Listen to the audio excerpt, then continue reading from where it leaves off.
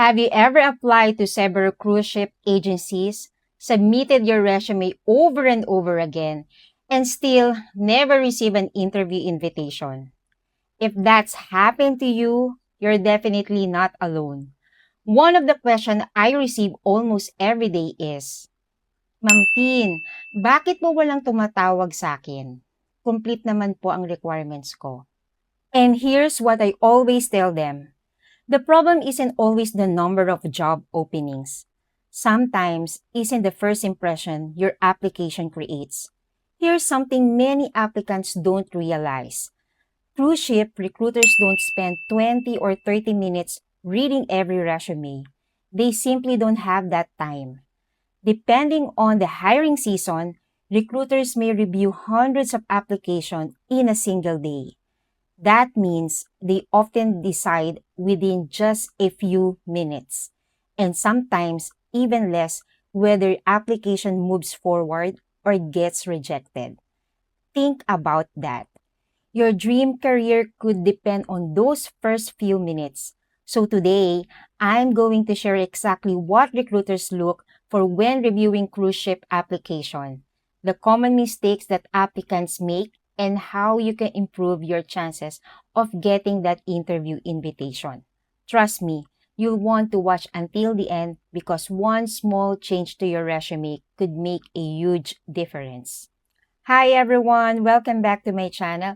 If you're new here, my name is Tintin, and on this channel, I help aspiring cruise ship professionals prepare for their journey by sharing resume tips, interview advice, career guidance, and everything you need to know about working on board. My goal is simple, to help you become more confident and more competitive in your cruise ship application.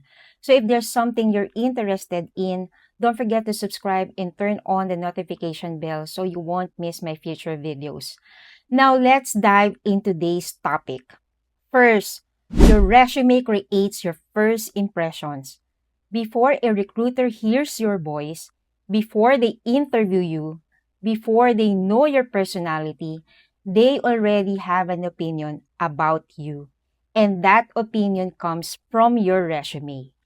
I reviewed hundreds of resumes from aspiring cruise ship applicants, and honestly, I keep seeing the same mistakes.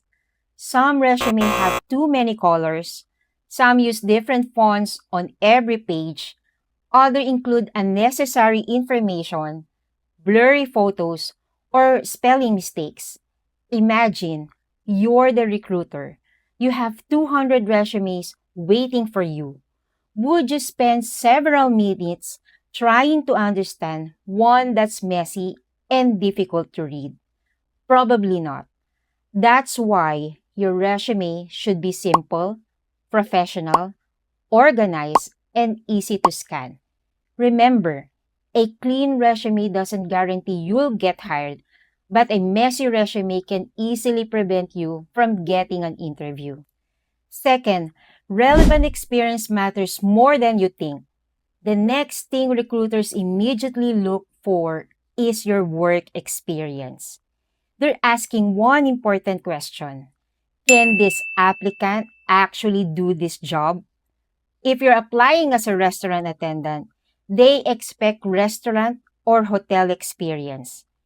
If you're applying for housekeeping, they want to see cleaning room attendant or housekeeping experience. If you're applying as a bartender, they naturally look for bar experience. Now, if you're changing careers, don't panic. Focus on transferable skills. For example, maybe you work in a customer service. Maybe you work in retail. Maybe you work in a fast food restaurant. Those experiences still demonstrate communication, teamwork, multitasking, and guest service. All valuable skills on board. The key is presenting your experience in a way that matches the position you're applying for. Third, recruiters look for keywords. Here's something many applicants don't know. Many cruise companies use what's called an applicant tracking system or ATS. This software scans resume before a recruiter even sees them. That means your resume should naturally include keywords related to the position. For example, if you're applying for food and beverage positions, words like guest service, fine dining, POS system, customer satisfaction, app selling, cash handling, and teamwork can help demonstrate your experience. Don't copy keywords randomly. Use words that genuinely describe the work you've done. Honesty is always more important than trying to impress. Fourth, your employment history tells a story. Recruiters also pay attention to your employment history. They notice how long you've stayed with each employer. They notice if you've been promoted. They always notice employment gaps. Now, let me be clear. Having a gap doesn't automatically disqualify you. Life happens. Some applicants take care of their family. Others study. Some prepare their documents or complete training.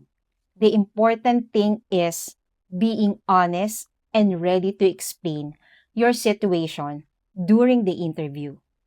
Never invent stories. Recruiters appreciate honesty far more than excuses. Fifth, small details matter. Sometimes applicants think recruiters only focus on experience. Not true.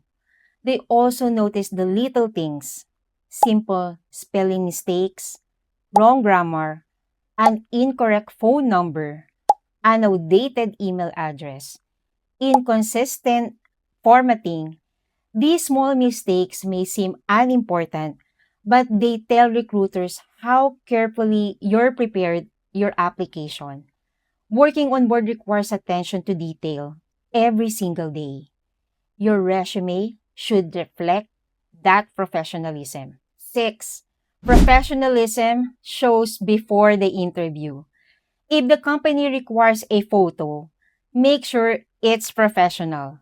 Choose business attire, use a plain background, smile naturally, avoid selfies, vacation pictures, filters, or casual clothing. Your goal isn't to look like a model.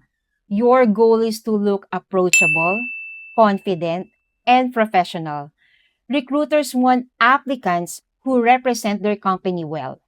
7. Show that you're ready.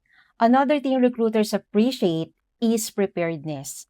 If you already started processing important documents like passport, Siemens book, basic training certificates, or other required documents, mention them in appropriate. You don't always need everything completed before applying, but showing that you're actively preparing tells recruiters you're serious about the opportunity. 8. Your attitude matters. Finally, recruiters aren't only hiring skills, they're hiring people. Cruise ship are multicultural workplaces. You'll work with colleagues from different countries and serve guests from all over the world. That's why recruiters value applicants who demonstrate professionalism, flexibility, teamwork, respect, and a willingness to learn. Sometimes attitude can make the difference between two applicants with similar experience. If you've been applying for months without receiving interviews, don't immediately assume there are no vacancies. Instead, review your resume honestly. Ask yourself, would I hire me based on this resume? Is it easy to read? Does it clearly match the position I'm applying for? Does it highlight my strengths? Sometimes you don't need more experience. Sometimes you simply need to present your experience better. Never underestimate the power of well-written resume.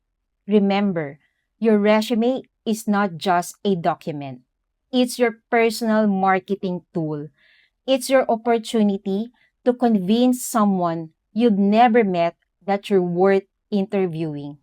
Make every page count. I hope today's video helped you understand what recruiters really look for during those first few minutes of reviewing an application.